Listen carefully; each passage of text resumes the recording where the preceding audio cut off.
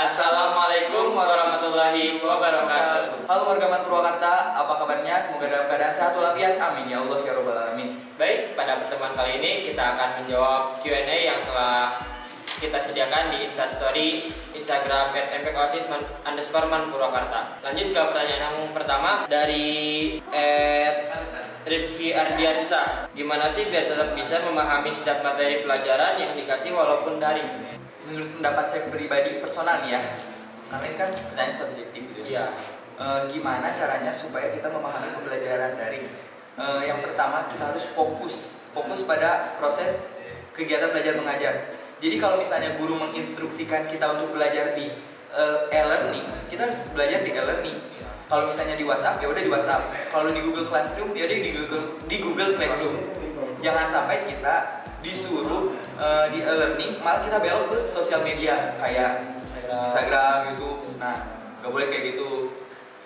Yang kedua, kita juga harus bisa mencari tempat, suasana belajar yang nyaman. Kalau misalnya kita nyaman di tempat yang tenang, kalau misalnya kita nyaman di tempat yang ramai, nah kita harus mencari pokoknya tempat yang emang buat kita itu nyaman belajar.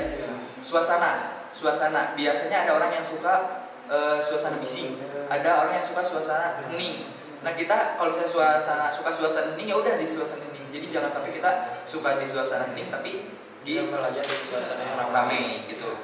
Yang ketiga, kita bisa ingat bahwa kegiatan belajar itu merupakan kewajiban bagi kita semua sebagai pelajar. Jangan sampai kita melupakan kewajiban kita dan kita malah mendahulukan hak-hak. Jadi minta hak ke orang tadi, pengen ini, tapi kita gak ngelaksanain kewajiban. Kan itu parah. Udah dibelajar dari SD tentang hak dan kewajiban kita untuk memenuhi tugas kita. Jadi jangan sampai kita minta hak tapi kewajiban gak dijalani lah. Yang terakhir, yang keempat, kita bisa ikut bimbel sebagai alternatif tambahan. Kalau Kang Lutfi sendiri bimbel kan? Ya, saya bimbel di bimbel offline sih, ya. di suatu bimbel di Purwakarta. Nah, kalau misalnya nggak bisa yang offline, kita bisa manfaatin Android ya. Android, pasti setiap orang punya Android lah. Intinya insya Allah kalau siswa yang lain pasti punya. Nah, manfaatin Android itu buat aplikasi yang bisa dipakai buat belajar. Kayak misalnya Ruang Guru, Paper, nah bisa dipakai tuh. Jadi jangan sampai kita di HP itu isinya game-game doang, nggak ada aplikasi pembelajaran gitu. Lanjut ke pertanyaan berikutnya dari @sasi_nrdt. Kak, gimana sih caranya biar nggak pusing ngerjain tugas yang numpuk terus? Yang pertama, bikin rencana yang benar-benar efektif. Jangan sampai kita bikin rencana yang nggak efektif lah intinya.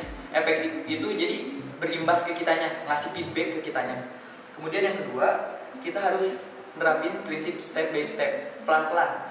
Jangan sampai langsung Lutfi mah mau ngerjain tugas disekalianin aja nanti hari Minggu Biar free. Iya, biar free. Kebayangkan itu hari Minggu, Senin, Selasa, Rabu, Kamis, Jumat, Sabtu. Itu dikumpulin jadi hari Minggunya sehari itu ada dua tugas. Dikali 6 jadi 12 tugas dalam hari Minggu. Asli susah itu. Bisa sih, cuma tapi mending kalau deadline panjang. Terus nekanin ke kitanya juga sih. Waktu orang libur kita malah pusing-pusingan gitu ya. Itu kembali lagi ke dirinya masing-masing. Terus yang ketiga, fokus pada target. Fokus on your goal. Jadi kita harus punya tujuan dan kita harus fokus ke tujuan itu.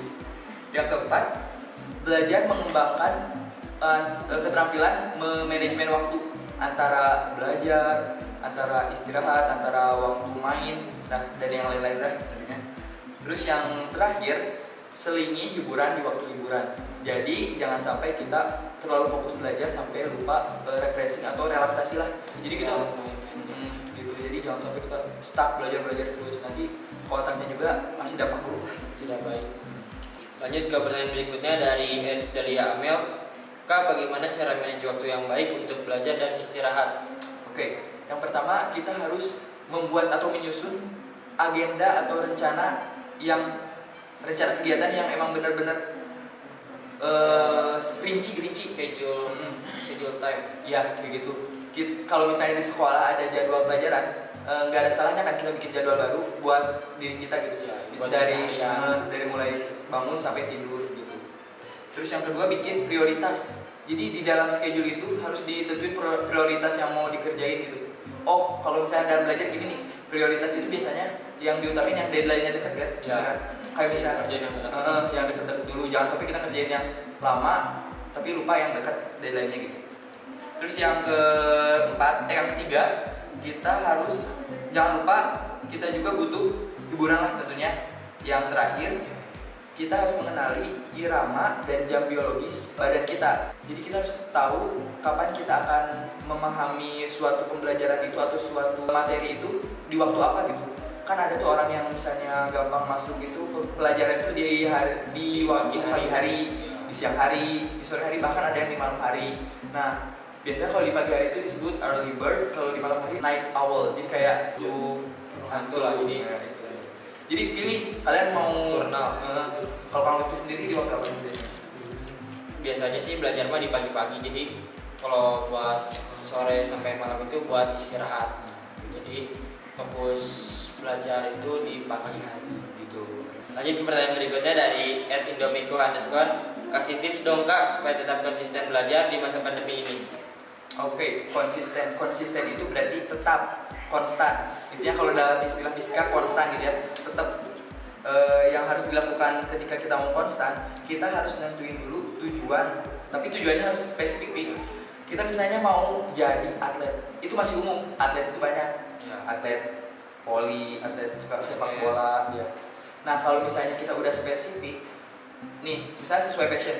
Lutfi misalnya mau jadi seorang pembuat film bagian fotografer. Nah pasti Lutfi itu serius belajar di fotografer, jadi nggak di editing. Jadi fotografer aja terus yang di ini. Jadi harus bikin tujuan yang udah emang bener-bener rinci gitu ke sana, terus fokus. Nah yang kedua, kita bikin jadwal kegiatan harian. Jadi jangan sampai dalam kegiatan harian itu nggak ada waktu buat belajar lah intinya. Kalau emang mau konsisten belajar. Yang terakhir, bikin pengingat. Nah, pengingat ini bisa kalian simpen di kamar, di tempat belajar kalian, atau bisa juga nih kalian bikin pengingat di Android. Misalnya pakai ini kalender Aplikasi. Iya tuh Bisa. Terus yang terakhir paling ngasih reward atau hadiah ke diri kalian masing-masing kalau misalnya kalian udah mencapai sesuatu yang emang diinginkan. Menurut kalian itu, oh saya tujuannya kesini, sudah tercapai, kan kalian tuh bisa senang lah. Nah dari senang itu ya kalian bisa main atau ngapain, jadi reward buat diri sendiri kita. Jadi telah kayak kesana tuh udah capek melakukan sesuatu, terus udah tercapai. Nah kalian kan pasti ingin relaksasi. Nah kayak gitu sih. Lanjut ke pertanyaan yang banyak ditanya-tanya dari beberapa pengguna Instagram. Gimana caranya biar tidak malas belajar dan produktif di rumah selama masa pandemi?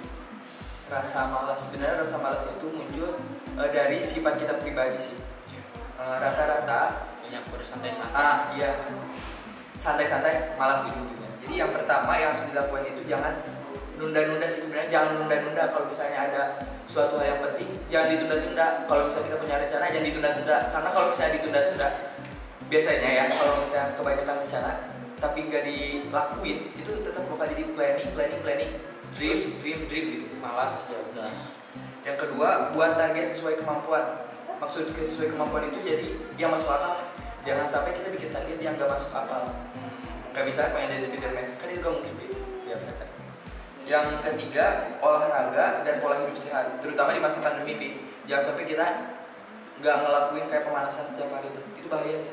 Jadi kita harus setiap hari ada peregangan gitu. Ya. Terus yang kedua, makan dan konsumsi makanan dan minuman yang benar-benar ada nutrisinya, kayak pagi-pagi minum susu misalnya.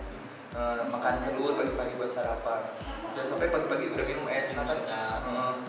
Gak baik kan. Terus yang keempat, jangan lupa untuk terus minta atau nyari motivasi untuk diri sendiri. Kita bisa nyari motivasi lewat offline dengan bincang dengan orang yang sukses, pengalaman, misalnya dari keluarga atau dari kakak kelas yang lulus PTN, mau masuk PTN ini, nanya-nanya motivasinya apa. Terus ke adik kelas, jangan sampai kita malu nanya ke adik kelas. Yang kalau emang adik kelasnya itu sukses, ya apa salahnya sih kita nanya ke adik kelas juga, sharing-sharing. Terus bisa juga kan lewat online, kayak kita nonton video video-video di YouTube, kalau nggak di Instagram kan banyak tuh video yang bisa memotivasi diri kita sendiri. Selain itu kita juga yang paling terkecil agak penting dan emang penting pas lagi ngejalanin KBM daring, kegiatan belajar mengajar daring, banyak tuh biasanya siswa yang ngerjain tugasnya itu di tempat yang nyaman. Tempat yang nyaman itu dalam artian kayak sofa dan kasur. Nah, jangan sampai kita ngerjain tugas tapi di sofa dan kasur dan udah ngantuk. Jadi kan kita posisi lelah, ngerjain di tempat yang nyaman. Nah, ujung-ujungnya ketiduran sampai lupa bahwa lagi ngejalanin KBM. Jangan sampai kayak gitu lah. Oke. Pernah ngalamin? Mungkin pernah. Tapi kebanyakan orang kayak gitu. Oke, karena pertanyaan telah habis, coba ada closing statement dari Kang Iqbal untuk para penonton di channel MP Kosis ini. Jadi untuk kalian, khususnya untuk warga Purwakarta, teman-teman kelas 10, adik-adik kelas 10, teman-teman kelas 11 dan kakak-kakak kelas 12, jangan lupa untuk tetap semangat walaupun pembelajaran daring. Jangan sampai kita lengah-lengah, jadi lupa nggak belajar. Gitu. Tetap jaga kesehatan, pakai masker saat keluar rumah, tetap menjaga pola hidup yang sehat lah. Intinya jangan lupa belajar. Intinya jadilah manusia yang sekarang tuh ya jadi manusia yang berguna. Kalau artis kayak stop dream, start doing. Berhenti bermimpi, mulailah melakukan. Jadi jangan sampai mimpi terus sampai nggak dilakuin gitu. Oke, terima kasih telah menonton video ini. Jangan lupa like, komen, dan subscribe. Mohon maaf apabila ada kesalahan dalam bentuk ucapan atau perlakuan dari kami. Terima kasih banyak. Wassalamualaikum warahmatullahi wabarakatuh.